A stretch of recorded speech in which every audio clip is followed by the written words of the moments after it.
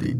আমার বাড়ি রাজধানী ঢাকা। বন্ধুরা, আমি আমার জীবনের এই গল্পটা শুরু করার শুরুতে আপনাদেরকে আমার পরিবারের বিষয়ে জানিয়ে রাখি। আমার পরিবারে আমি আছি, আমার বাবা আছে, মা আছে, এছাড়া রয়েছে আমার ছোট একটা ভাই সহ ছোট একটা বোন।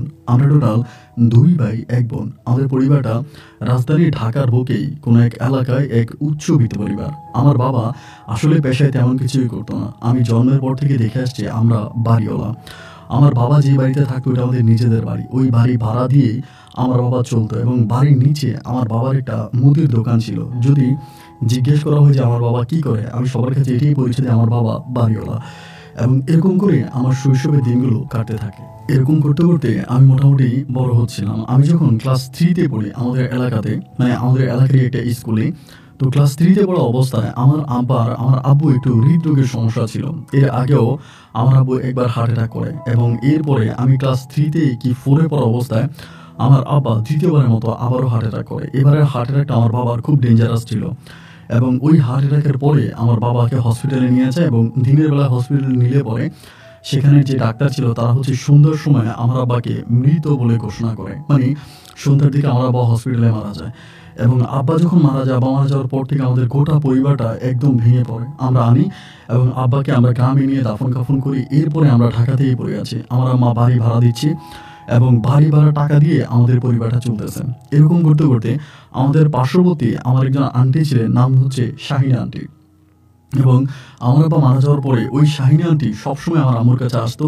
আমার আম্মুর দুঃখে সুখে আম্মুর সাথে কথাবার্তা বলতো এবং আমার আম্মুর একাকিত্ব জীবনের সঙ্গী হয়ে যায় ওই শাহিনা আন্টি। শাহিনা আন্টি আমাদের বাসায় আসে, আমাদের সাথে কথাবার্তা বলে এবং উনি আমাদের একজন পরম আত্মীয় হয়ে যায়। আমার বাবার কিন্তু আত্মীয় স্বজনদের সাথে আমার বাবার সম্পর্ক খুব বেশি একটা ভালো ছিল না, যার কারণে আমার দাদা দাদি কিংবা কাকা ফুফি যারাই ছিল তারা কেউই আমার আব্বার মৃত্যুর পরে আমার আব্বুর সাথে খুব বেশি একটা আমাদের সাথে খুব বেশি একটা যোগাযোগ রাখেনি এবং আব্বু তার জীবন দশায়ও তার আত্মীয় স্বজনদের সাথে খুব একটা ভালো সম্পর্ক রাখেনি, যার জন্য আমার আব্বুর মৃত্যুর পরে আমাদের ওই শাহিনা আন্টি তখন আমাদের ঘরে আসতো যেত। এরকম করতে করতে আমি বড় হই এবং আমি কিন্তু পড়াশোনার প্রতি আসলে খুব বেশি মনোযোগী ছিলাম না। আমি ঠিকমতো পড়াশোনা করতাম না, কোনো পড়াশোনা আমার মাথায় ঢুকতো না এবং কেন জানি পড়াশোনার কথা বলতেই আমার গায়ে চুলকানি শুরু হয়ে যেত, আমার ঘুম আসতো, জ্বর উঠতো, বিভিন্ন ধরনের সমস্যা দেখা দিত। এরকম করতে করতে আমি মোটামুটি এসএসসি পরীক্ষা দিই এবং এসএসসিতে আমি সি গ্রেডে পাস করি। কিন্তু আমার যে ছোটো ভাইটা আছে ওর আবার মেধাশক্তি অনেক ভালো ছিল। আমার ছোটো ভাইটার পড়াশোনার জ্ঞান বুদ্ধি অনেক ভালো ছিল, ঠিকমতো পড়াশোনা করতো, কিন্তু আমার মাথায় আসলে পড়াশোনা কোনোভাবেই ঢুকতো না এবং একেবারে ছোটোবেলা থেকে আমি এই সমস্যার সম্মুখীন হচ্ছিলাম। ছোটোবেলায় আব্বু আমাকে পড়াশোনা নিয়ে অনেক বেশি বকাবাদ্য করতো, আমাকে মারতো, আমার গায়ে হাত তুলতো এবং পড়াশোনা করি না কেন এই জন্য আব্বু খুব রাগও করতো। এই করতে করতে মোটামুটি যখন বড় হই এসএসসি পরীক্ষা দিই এবং এসএসসি পরীক্ষাতে আমি সি গ্রেডে পাস করি এবং সি গ্রেডে পাস করার পরে এবং তখন আমি আমাদের এলাকারই একটা কলেজে ভর্তি হই। পড়াশোনা করতেছি শুধুমাত্র নামমাত্র পড়াশোনা করে যাচ্ছি। এমন অবস্থায় আমাদের বাড়ির নিচে একটা লোক আসে, তিনি একটা কোম্পানির শোরুম দিবে। একটা কোম্পানির শোরুম খোলার জন্য বলে। আমার আব্বুর মৃত্যুর পরে আমার আব্বুর যে দোকানটা ছিল এটা সম্পূর্ণ বন্ধই হয়ে গেছে। এরপর আমরা ওই দোকান চালু করে নিয়ে দোকান খুলি নেই। তো ওই লোকটা যখন শোরুম ভাড়া নেওয়ার জন্য আসে, আমার আম্মা চিন্তা করলো যে আব্বুর দোকানটা সব ভেঙে নিচে একটা শোরুমের ব্যবস্থা করবে। এরপরে যথারীতি আমার আম্মা আমাকে দিয়ে বা লোকজন দিয়ে কাজ করিয়ে ওখানে একটা শোরুমের ব্যবস্থা করে। তো ওই কোম্পানি তখন ওই লোকটা একটা কোম্পানির শোরুম ওখানে খোলে এবং শোরুম খোলার পরে একদিন আমার আম্মা আমাকে নিজেই বলতেছেন, তুই যে পরিমাণে পড়াশোনা করিস, এই পড়াশোনা করে জীবনে কিছুই তো করতে পারবি না। তোর আব্বার বাড়ি আছে, ওই বাড়ি ভাড়া দিয়ে তোকে চলতে হবে। একটা কাজ কর, বাড়ির নিচে একটা দোকান দে। আমার আম্মা এরকম করেই বলতেছে। তা আমি তখন আমার আম্মুরে বললাম, তাহলে কি আমি আব্বুর মতো দোকানদার হবো? আমার মা আমার বলে, খারাপ কি, দোকানদারি করলে তো খারাপ কিছু না, বাড়ির নিচে একটা দোকান দে। আম্মু যখন দোকানের কথা বলে আমি তখন আম্মুর কথায় রাজি হয়ে যাই। আমি আম্মুর কথা মতোই আমাদের বাসার নিচে একটা দোকান খোলার সিদ্ধান্ত নিই এবং ওইভাবেই আমি কাজ করি এবং একটা মুদির দোকান চালু করি। তো মুদির দোকান বলতে এমনি স্টেশনারি মালটাল এটা ওইটা এরকম এই দোকানটা খুলছে আর কি, সবকিছু পাওয়া যায় এরকম একটা দোকান আমি খুললাম। আলহামদুলিল্লাহ সবকিছু ভালোভাবেই চলতেছে। বিভিন্ন ধরনের কাস্টমার আসতেছে, যাচ্ছি, ফিরতে, খাইতেছি, এরকম করতে আমি মোটামুটি প্রায় অনেকটাই বড় হই। তো আমাদের পার্শ্ববর্তী বাসায় যে শাহিনা আন্টি ছিল ওনার এক মেয়ে আছে, নাম শাম্মী আক্তার। ওনার মেয়ে একটা ছেলে ছিল, ছেলেটা মারা গেছে। তো ওনার মেয়ে একটা, ওনার হাজব্যান্ড হুজুর, আমার ওই শাহিনা আন্টির হাজব্যান্ড হুজুর, তিনি ইমামতি করে এবং তার পাশাপাশি ইনার টুকিটাকি অনেক ব্যবসা বাণিজ্য আছে। ওনারাও কিন্তু বাড়িওয়ালা। তো ওইরকম অবস্থার ভিতরে আমার কিন্তু কাউকে ভালো লাগা ভালোবাসা এরকম কোনো কিছুই ছিল না। ওই মুহূর্তে আমার আম্মু তখন আমাকে প্রস্তাব করলো যে শাহিনা আন্টির মেয়ে শাম্মীকে আমাকে বিয়ে করাবে। আমার আম্মা বলে যে স্বামী তো দেখতে অনেক বেশি সুন্দর, আমাদের বাসায় আসে যায়, আমাদের সাথে একটা ভালো সম্পর্ক আছে, তো স্বামীরে তোর বিয়ে করাবো, আম্মু এটা বলতেছে। আমি তখন বললাম দেখো মা, আসলে বিয়ে শাদী করার কোনো ইচ্ছা আমার এই মুহূর্তে নাই, আর আমার তো বয়স অনেক কম। তা আম্মু একটু রেগে গেল যে ব্যবসা বাণিজ্য করিস, টাকা পয়সা বাইরে নষ্ট করে ফেলবি, খারাপ জায়গায় ব্যয় করে ফেলবি, বিয়ে শাদী করলে টাকা পয়সা সেফ থাকবে, তুই বিয়ে করে ফেল। এবং আম্মু যখন এরকম করে ধমকাধমকি করা শুরু করলো, একটা পর্যায়ে আমি তখন বিয়ে করার সিদ্ধান্ত নিলাম। ঠিক আছে, আম্মু যেহেতু এরকম করে তাহলে আমি বিয়ে করব। এরপরে আমার ওই শাহিনা খালার বড় মেয়ে স্বামীকে তখন আমার বিয়ে করার পরিকল্পনা হয়। তো স্বামীও কিন্তু ভাই দেখতে শুনতে মোটামুটি অনেকটাই ভালো ছিল, অনেক চেহারা টেরা ভালো ছিল, মানে সব দিক থেকে খুবই সুন্দর ছিল। এবার স্বামীর সাথে আমার বিয়ে হয়, এবং স্বামীর সাথে বিয়ে হওয়ার পরে আমার ভালোভাবে ওর সাথে আমার দিনগুলো প্রথম দিকে কাটতেছিল। এরকম করতে করতে একটা পর্যায়ে স্বামী তখন বেবি কনসেপ্ট করে, মানে ওর পেটে বাবু আসে। এবং বাবুটা আসার পরে ওর মানে আমার যখন মেয়ে আমার বাবু হবে, তখন আমি অত্যাধিক খুশি হয়েছি, আলহামদুলিল্লাহ আমার ঘরে সন্তান আসবে। এবং এমন করতে করতে আমার একটা মানে মৃত একটা মেয়ে সন্তান হয়। এই নিয়ে আমার জীবনের কাহিনী শুরু। এবং মৃত একটা মেয়ে সন্তান হওয়ার পরেই মানে আমি কিন্তু দেখে আসছিলাম যে ভাই আমার পরিবারে আমার মা, ইভেন হচ্ছে আমার ভাইয়েরা, আমার ছোট বোন, এরা কিন্তু সবাই আমার বউকে অনেক আদর করতে, স্নেহ করতো, ভালোবাসতো।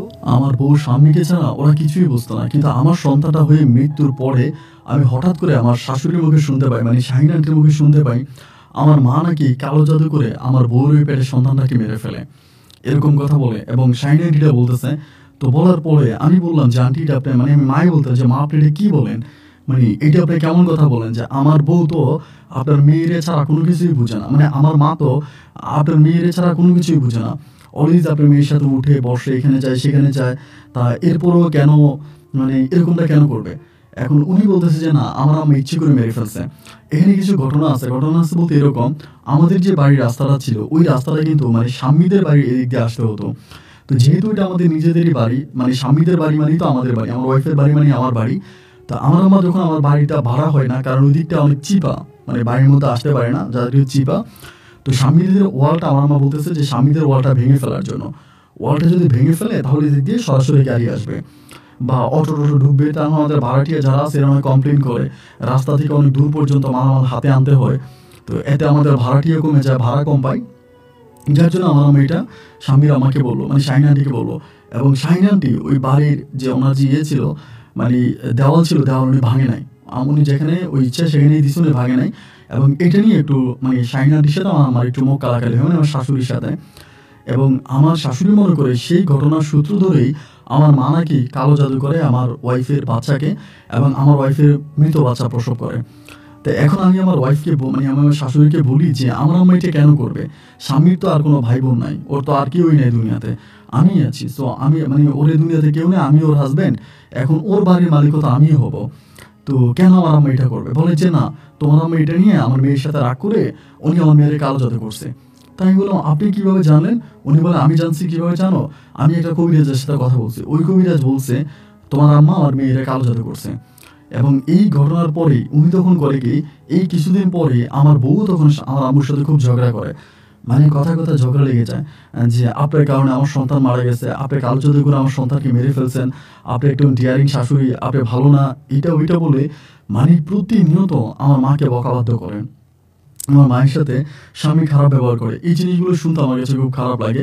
এবং খারাপ লাগার সূত্র ধরে একদিন হলো কি, আমার আম্মুর সাথে দুর্ব্যবহার করে তো করে, এবং আমার ছোটো বোনটারও মারে, মানে 19 থেকে 20 আমার ছোটো বোনের গায়ে পর্যন্ত হাত তোলে।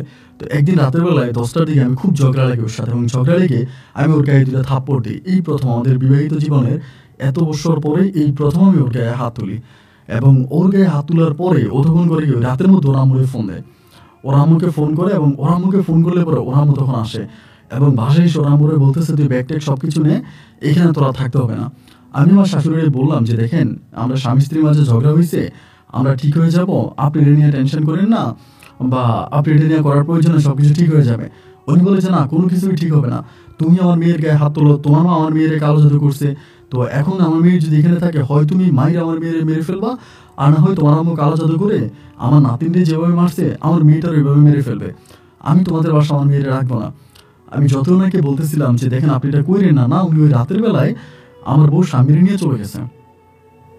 দেখুন রাতেরবেলা চলে গেল এবং চলে যাওয়ার পরে আমি সকালবেলা আমি দোকানে যাব, মা আমারে বলতেছে একটা কাজ কর মহিন, দোকানে যাইয়া দোকান খোলার দরকার নাই, তুই একটু তোর শ্বশুর বাড়িতে যা, গিয়ে তোর শাশুড়িকে বুঝে টোঝে তোর বউরিতে নিয়ে আয়। আমি বলছি না মা, এই বউ আমার দরকার নাই। যে বউ তোমার সাথে ঝগড়া করে, আমার ভাইয়ের সাথে ঝগড়া করে, আমার ছোট বউ আমার ছোট বোনের গায়ে হাত তোলে, মেহেরবানি করে আমি তোমার কাছে অনুরোধ করি তুমি আমাকে এই বউকে তোমার বাসায় আনতে বললো না, প্রয়োজন আমি আরেকটা বিয়ে করব। এই কথা আমি আমার মাকে বলি এবং আরেকটা বিয়ে করব এই কথা বলাতে আমার মা খুব খেপে যায়, খুব রেগে যায়। এটা কি বললি, আমি তোরে বিয়ে করাইছি, শাহিনের সাথে হয়তো আমার ঝগড়া হয়েছে, ঝামেলা হয়েছে, এটা ঠিক হয়ে যাবে, তাই বলে তুই আবার বিয়ে করবি, এটা তুই কোন সাহসে বললি, এরকম কথাবার্তা কিন্তু তুই আর বলিস না। আমি আর গেলাম না। না যাওয়ার পরে বিকেলবেলা মা বলতেছে মা বাজারে যাবে, আমাদের বাসা থেকে নামছে বাজারে যাবে, তাই বললাম ঠিক আছে বাজারে যাও। এবার বাজারে যাওয়ার কথা বলে আমার আম্মা কোথায় চলে গেল, ডিরেক্টলি হচ্ছে আপনার ওই স্বামীদের বাসায় চলে গেছে। এবার স্বামীদের বাসায় চলে যাওয়ার পরে ওমা এবার যখন স্বামীদের বাসায় গেল, বাসায় গিয়ে আমার আম্মা মানে আমার আম্মা স্বামীকে আনার জন্য চেষ্টা করতেছিল, তো স্বামী আসে না এবং আমার আম্মাকে চরমভাবে অপমান করে ওরা বিদায় করে দেয়। এগুলো কিন্তু আমি জানি না। রাতের বেলায় খাবার খেতে বসি এবং খাবার খেতে মানে বসলাম, পরে আমার বোন মানে ছোটো বোন আমার বলতেছে যে ভাইয়া আম্মু তো ভাবিরা আনার জন্য গেছিল, কিন্তু ভাবির বাবা মা মিলে আমার খুব অপমান করছে।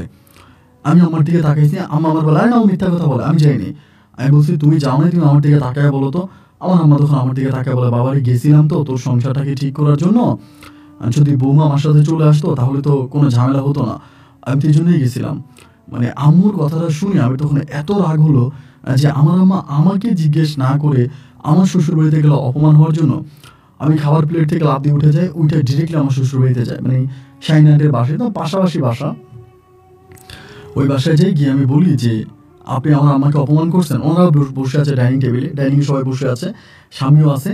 পরে আমার মানে শাশুড়ি আমার বলতেছে বাহ তোমার মা তোমার বাসায় গিয়ে তোমার পাঠিয়ে দিয়েছে, মানে আমারে মারার জন্য তোমার মা তোমার পাঠিয়ে দিয়েছে। আমি বলি দেখেন আমার আম্মার সাথে আপনার খুব ভালো একটা সম্পর্ক, আমার আম্মা কখনোই আপনাকে মারার জন্য এখানে পাঠায় নাই। বলে তোমার আম্মা কেমনে বাঁচা থাকে এটা আমি দেখবো, তোমার আম্মা কি করে বাঁচে এটা আমি দেখে ছাড়বো, তুমি খেয়াল রাখো। তুমি আমার তেরে আসছো না মারার জন্য, এটার প্রমাণ বা এটার উচিত শিক্ষা কিন্তু তুমি পাবা। এই কথা বলুন তখন করে আমি তখন রাগারাগি করে ওখান থেকে চলে আসি এবং এসে আমি মায়ের বললাম যে আমার কসম লাগে, আমার বাবার কসম লাগে, তুমি আজকের পর থেকে আর কোনোদিন ভুলেও ওই বাড়ির আশেপাশে যাবা না এবং স্বামী আসলে আসুক না আসলে নাই, আমার স্বামীকে প্রয়োজন নেই। এরকম করে সময়গুলো কাটতে কাটতে প্রায় 3 মাসের মাথায় হঠাৎ করে স্বামী তখন আমার জন্য ডিভোর্স লেটার পাঠিয়ে দিল। আমাকে ডিভোর্সের লেটার পাঠিয়ে দিচ্ছে, তো ডিভোর্স লেটার পাঠিয়ে দিচ্ছে ভালো কথা, আমি ওর ডিভোর্সের লেটার নিয়ে নিছি এবং আমাকে ডিভোর্স দেওয়ার ঠিক 1 সপ্তাহ পরেই স্বামীর অন্যত্র বিয়ে হয়ে যায়, মানে আরেক জায়গায় বিয়ে করে মানে আরেকটা জায়গায় বিয়ে বসে যায়। তো যখন আরেক জায়গায় বিয়ে বসে পরে আমি চিন্তা করলাম যে মানে আরেক জায়গায় বিয়ে বসে গেল, আমাকে ডিভোর্স করে দিল, মানে এত মানে শর্ট সময়ের ভিতরে এত গভীর একটা সম্পর্ক এইভাবে ভেঙে দিল। এই মনে মনে এটাই বিশ্বাস করলাম যে বেঈমান কখনো স্মৃতি মনে রাখে না, আর স্বার্থপর কখনো কাঁদে না। সুতরাং এই চিন্তা করে আমার লাভ নাই। এরপরে স্বামীর অন্যত্রে বিয়ে হয়ে গেল, আমি তখন পড়ে আছি। ঠিক স্বামীর বিয়ে হয়ে যাবার কয়েকদিন পরে, মানে কয়েকদিন না প্রায় কয়েক মাস পরে হঠাৎ করে একদিন হলো কি রাতের বেলায় আমি ঘুমিয়ে আছি, আনুমানিক ঘড়ির সময় ওই সময় মনে হয় রাত 2টার মতো বাজে, এরকমই হবে, রাত 2টার মতো বাজে, আমি ঘুমিয়ে আছি। আমার তখন হঠাৎ করে মনে হলো কি জানি আমাদের মেইন গেটটাকে মানে ধাক্কাইতেছে। আমরা তো নিচে, আমরা দোতলায় থাকতাম, নিচতলায় মেইন গেটটাকে ধাক্কাইতেছে, এরকমটা মনে হলো। তো কি মেইন গেটে রাতের বেলায় ধাক্কা হয়ে আমি ভাবলাম যে টাকা আসলো কি না। আমি তখন শোয়া থেকে উঠছি, উঠা টর্চলাইটটা হাতে নিয়ে নিচে গেছে, আস্তে আস্তে করে সিঁড়ি থেকে নামলাম এবং নেমে গেটের কাছে দেখলাম যে কেউ নাই। এমনি গেটের সামনে দিয়ে মানুষ হাঁটা চলা করতেছে, অনেকে হাঁটতেছে। পরে আমি ভাবলাম অনেক সময় অনেক নেশাখোর থাকে আমাদের এরিয়ার মধ্যে, এমনি একটু নেশাখোর টাইপের লোকজন বেশি। তো ভাবলাম কোনো এক নেশাখোর সম্ভবত যাওয়ার সময় গেটের মধ্যে ধাক্কা টাকা দিয়ে গেছে, এরকম অনেক সময় নেশাখোরেরা করে। এইটা মনে করে আমি আবারও চলে গেছি রুমে এবং রুমে গিয়ে আমি শুয়ে আছি এবং একটা সময় রাত আনুমানিক 3টার মতো বাজে, ওই সময় শুনতেছে আমার আম্মা আমার ডাকতেছে। আমার আম্মা আমার ডাকতেছে, আমাকে ঘরের দরজায় থেকে আমার ডাকতেছে যে মহিন মহিন একটু উঠে, এরকম করে 2টা ডাক দিছে। তা আমার আম্মা যেহেতু একটু অসুস্থ, আমার আম্মা কিন্তু কয়েকটা দিন ধরে অসুস্থ, তাই ভাবলাম মনে হয় আমার মনে একটু অসুস্থের জন্য মনে আমাকে ডাকছে। ওই সময় কিন্তু আমার ছোটো ভাই হোস্টেলে থাকতো, ও হোস্টেলে চলে গেছে, হোস্টেলে থাকতো। আর আম্মু আর আমার বোন হচ্ছে এক রুমে থাকতো, আম্মু আমার বোন আর আমরা থাকতাম বাসায়। তো এরপর আম্মু যখন আমাকে ডাকলাম তখন উঠলাম, ওইটা দরজা খুললাম, দরজাগুলো দেখেছি মানে আমার দরজাটা খোলার পরে ডাইনিং রুমটা, তো ডাইনিং রুমে কেউ নাই, এটা আপনার ড্রিম বাতি জ্বলতেছে। পরে মায়ের রুমের দিকে গেলাম, গিয়ে মায়ের দরজাটা কিন্তু আমি বোনেরা বলছি যে কখনো কিন্তু তোরা দরজা লাগায় ঘুমাবি না, এমনি দরজা এরকম করে রাখবি, কিন্তু মানে লক করবি না। তো মায়ের দরজাটা খুলে দেখি যে আমার বোন আমার মায়ের চলে ধরে ঘুমিয়ে আছে। কিন্তু আমাকে যে দুইটা ডাক দিছে, আমি না ভাই এটা স্পষ্ট শুনছি, একদম স্পষ্ট শুনতে পাইছি আমার ডাকটা দিছে। এবং দেওয়ার পরে যাই হোক আমি তখন আবার ঘুমিয়ে গেলাম। সকাল হলো, নাস্তা করতেছি, আমি তখন আমারে বললাম, কী ব্যাপার মা, তুমি আমারে ডাকলা, ডাকার পরে আমি উঠলাম, উঠে গিয়ে দেখি তুমি শুয়ে আছো, ডাকছিলে কেন? ঠিক এই মুহূর্তে আমার আম্মা আমারে বলতেছে, কি বলিস, তুই না আমারে ডাকলি, তুই আমারে ডাকলি, আমি উঠলাম, আমি তোর বোনের সহ জাগাইলাম, যে দেখি তোর রুমে দরজা লাগানো, কি ব্যাপার? মানে আমার আম্মা এটা শুনে আমি অবাক হয়ে গেলাম, কি রে, আমি শুনলাম আমার আম্মা আমাকে ডাকছে, আমি উঠছি, উঠে দেখি আম্মা শুয়ে আছে, আর আম্মা বলতেছে আমি নাকি আম্মাকে ডাকছি। আম্মা উঠে যায় দরজা খুলে দেখে আমি নাকি দরজা নক করে ঘুমিয়ে আছি, মানে আমার কেউ নাকি ড্যানি নাকি কেউ নাই। যাই হোক এই ঘটনাটা ঘটলো, এবং ঘটার পরে আমি তখন আবার যাই হোক নাস্তা রাস্তা করে নিচে চলে গেলাম, দোকানে চলে গেলাম, দোকান করতেছি। ভাই সারাটা দিন না প্রচণ্ড মাথা ব্যথা করতেছে, এত পরিমাণে মাথা ব্যথা করে যে মাথা ব্যথার কারণে মানে মনে হয় কি মাথার রগগুলো ছিঁড়ে যাবে, মানে নিতে পারতেছিলাম না। দুপুরের দিকে পরে কোনো মধ্যে দোকান টোকান বন্ধ করে বাড়িতে আসছে, এসে আমার মাকে বলতেছে, মা গো, আমার বোন কিন্তু আবার কলেজে গেছে, আমার ছোটো বোন কলেজে গেছে। বললাম, মা আমার প্রচণ্ড মাথা ব্যথা করতেছে, আমার ঘুম আসতেছে না। আমার আম্মা মানে আমি দোকান করতে পারতেছি না। আম্মা আমার বলে, তুই যে কালকে রাতে মনে হয় ঘুমাস না, এই জন্য তা খেয়েই ঘুমায় যা। পরে দুপুরে খাইলাম, খাওয়ার পরে আমি তখন শুয়ে গেছি। তো শুয়ে গেছি, বিকালবেলা উঠছি, উঠে দোকানে গেছি, যে 10টার দিকে দোকান বন্ধ করে বাসায় আসছি। আর সেই শরীরটা ভালো লাগতেছিল না ভাই, কেন যেন অনেক উইক লাগতেছিল, দুর্বল লাগতেছিল। খাওয়া দাওয়া করে এবার ঘুমিয়ে গেছি, আবার শুয়েছি। এবার শোয়ার পরে যেটা হয়েছে, রাতের বেলায় আমার যখন ঘুম আসছে, আমি তখন দেখি আমাদের ডাইনিংয়ের মধ্যে মানে একটা পিচ্ছি দৌড়ে দিতেছে, মানে ছোট একটা না, অনেকগুলো পিচ্ছি দৌড়ে এলে যেরকম ধরেন আপনার কয়েক মানে মাত্র হাঁটতে পারে এরকম কিছু বাচ্চারা আছে না, বাসার মধ্যে দৌড়দৌড়ি করে, এরকম চিল্লাচিল্লি করতেছে, দৌড়দৌড়ি করতেছে। আমি শুয়ে আছি, তা হঠাৎ করে আমার ঘুমটা ভেঙে গেল এরকম চিল্লাচিল্লি শুনে। কিরে, ঘুমটা ভাঙার পর চিন্তা করতেছি ঘটনা কি, মানে কি হয়েছে, মানে এরকম বাচ্চারা চিল্লাচিল্লি করতেছে কেন, মানে এরকমটা হচ্ছে কেন। আমি যখন কি করলাম, দরজা খুললাম, দরজা খুলে দেখলাম যে না, বাইরে কেউই নেই, মানে ডাইনিং রুমে কেউই নেই, মানে এরকম বাচ্চা চিল্লাচিল্লি শুনতেছে। এরপর আমি আবার শুয়ে গেলাম, এবং শুয়ে যাওয়ার পরে সারাটা রাত এরকম বাচ্চারা চিল্লাচিল্লি করছে। তো আমি কী করবো, ঘুম থেকে উঠছি সকালবেলা, ওইটা মানে আপনার নামাজ পড়ছি, ফজরের নামাজ পড়ছি, পরে একটু হাঁটাহাঁটি করে তখন গিয়ে নাস্তা করে দোকান খুলছি। ওই দিন কিন্তু নাস্তা আমি নিচে করছি, ও মানে বাসায় নাস্তা করে নেই, নিচে একটা হোটেল আছে ওখানে নাস্তা করছি। এবং নাস্তা করে তখন দোকান খুলে দোকানে বসছি, এবং দোকানে বসার পরে মানে আমার কিছু ভালো লাগতেছে না। পরে আমি আমার দোকানে আর একটা ছেলে আছে, ওরে বললাম যে তুই দোকানে বস, আমি একটু ডাক্তারের কাছে যাবো, সাইকোলজিস্টের কাছে যাব, একজন মানসিক ডাক্তারের কাছে যাব, গিয়ে কথা বলবো যে আমার এরকমটা কেন হচ্ছে। একজন মানসিক ডাক্তারের কাছে গিয়ে পুরো বিষয়টা খুলে বলবো। এরপরে আমি আমাদের এলাকারই একজন মানসিক ডাক্তার আছে, মানে পার্শ্ববর্তী এলাকাতেই আর কি, ওনার কাছে গেলাম, সাইকোলজিস্ট, অনেক ভালো মানের একজন ডক্টর, মহিলা ডাক্তার। ওনার কাছে গেলাম, যাওয়ার পর উনি আমাকে বললো যে পুরো, উনি কিন্তু আমাকে এমনিও ব্যক্তিগতভাবে চিনে, এরপরও আমার কাছ থেকে আমার পুরো স্টোরিটা উনি শুনলো, এবং পুরো গল্পটা শুনে আমাকে বলতেছে যে আসলে মহিন, মেন বিষয় হচ্ছে তুমি তো মানে ছোটোবেলা থেকে তোমার আব্বাকে খুব বেশি একটা পাও নাই, এরপরে কখনো কাউকে ভালোবাসো না, কারোর সাথে তোমার কোনো প্রেম হয় নাই, তোমার যতটুকু প্রেম বলো, ভালোবাসা বলো, সবই স্বামীর সাথে হয়েছে। তার স্বামী হঠাৎ করে তোমাকে ছেড়ে যাওয়ার পরে তুমি এই জিনিসগুলো আর নিতে পারো নাই, মানে এটা তোমাকে একটা শর্ট দিয়েছে তোমার ব্রেইনে, তো এই জন্যই সম্ভবত তোমার এই সমস্যাগুলো হচ্ছে। একটা কাজ করো, তুমি আপাতত কিছুদিনের জন্য বাইরে কোথাও থেকে ঘুরে আসো, কয়েকটা দিনের জন্য বাইরে যদি কোথাও থেকে ঘুরে আসো, তাহলে তুমি এই সমস্যাগুলো থেকে মানে রেহাই পাবা, এই সমস্যাগুলো থেকে তোমার সমাধান হবে, তুমি বাইরে কোথাও থেকে একটু ঘুরে আসো। পরে আমি বললাম যে বাইরে কোথায় যাওয়া যায়, উনি বলে যেখানেই যাও অন্তত কয়েকটা দিনের জন্য বাইরে থেকে ঘুরে আসো। এই উনার কাছে যাওয়ার কয়েকদিন আগেই ধরেন আমার এক স্কুল বন্ধু, আমরা একসাথে পড়াশোনা করতাম, ও আমারে বললো যে বন্ধু চলো আমরা বান্দরবান থেকে ঘুরে আসি, বান্দরবানে ট্রেকিংয়ে যাবো, এটা আমাকে বললো। তা আমি এটা যখন উনি বললো, মানে ওনার কথার সাথে আমার কথাটা আসলে একমত হয়ে গেল। সামনের বিয়ে হওয়াতে আমি একটা শর্ট খেয়েছি, কিন্তু মোটামুটিভাবে আমি অনেকটা আঘাত পাইছি, আমার যেটা ফেটে গেছে, যে জানি আমি এত ভালোবাসতাম, অবশ্যই যে অন্য কারো ঘরে চলে গেছে, আমি খুব বেশি মর্মাহত হয়েছি, অনেক কষ্ট পাইছি। তো সেই জায়গা থেকে চিন্তা করলাম, উনি যেহেতু বললো আর বন্ধুরাও যেহেতু আমাকে জানাইলো, তাইলে একটা কাজ করি না, বন্ধুদের সাথে কয়েকটা দিন ধরে বাইরে থেকে ঘুরে আসি। দেন আমি আমার স্কুল বন্ধুদের ফোন দিলাম, এবং আমার স্কুল বন্ধুদের ফোন দিয়ে আমি তখন বললাম যে দোস্ত, এই ঘটনা, আমি আপাতত কয়েকটা দিনের জন্য একটু বাইরে ঘুরতে যাবো, তোরা যাবে কিনা। তাহলে বললো যে আমরা তো যাওয়ার জন্যই প্রস্তুত, তোরে বললাম যাবো, এত করে তোরে বললাম, তা তুই তো যাওয়ার জন্য রাজি হস না, তাহলে চল আমরা কোথাও থেকে একটু ঘুরে আসি। তা আমি বললাম হ্যাঁ এটা ঠিক আছে, একটু ঘুরে আসা যায়, কারণ মানসিকভাবে অনেকটা ডিপ্রেশনে চলে যাচ্ছে, কোনো কিছু ভালো লাগতেছে না, মানে সব কিছু মিলে কেমন জানি চারদিকটা অন্ধকার মনে হচ্ছে। তা যদি সবাই মিলে একটু যাই, ঘুরে টুরে আসি, তাহলে অনেক ভালো লাগবে।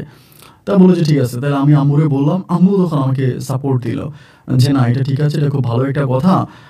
মানে এটা সাইকোলজিস্ট বলতে হবে কেন, এটা নিজেই তোরে বলতেছিলাম যে কয়েকটা দিনের জন্য ঘুরে আয়।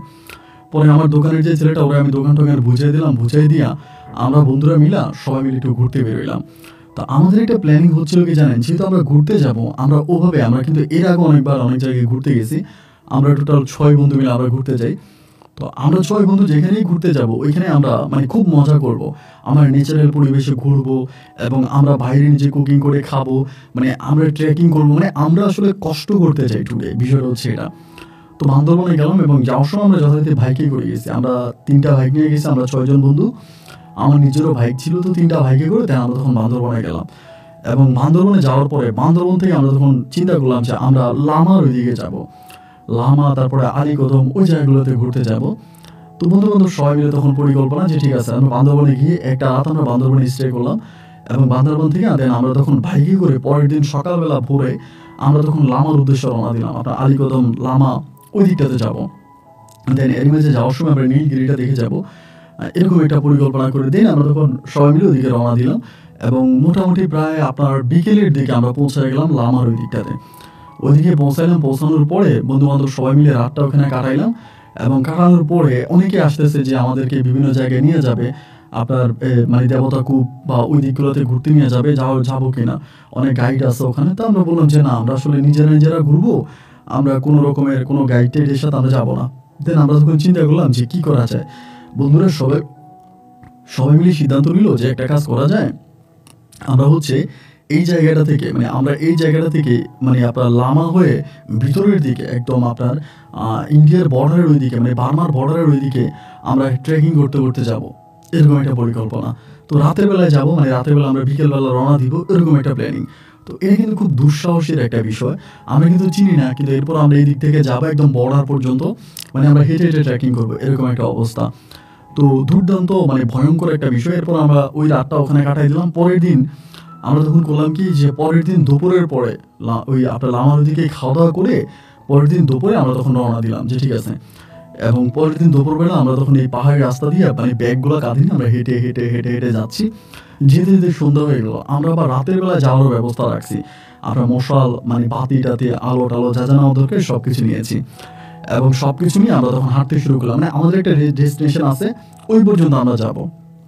এমন করে হাঁটতে হাঁটতে আমরা প্রায় আপনার মাগরিবের আজান দিয়ে দিচ্ছে, মাগরিবের আজানের পরে বাতিরাতি নিয়ে তারপর হাঁটতেছি। এবং অনেকটা দূর হাঁটার পরে এশার আজান দিল, খেয়াল করে শুনবেন। এশার আজানটা দেওয়ার পরে হঠাৎ করে আমরা মানে চিন্তা করলাম, এশার আজান দিয়ে দিছে মানে একদম ঘন জঙ্গল, কিন্তু একেবারে ঘন জঙ্গল, আশেপাশে কোনো মানুষ নাই, একেবারে নির্ঘুম ওই জঙ্গল।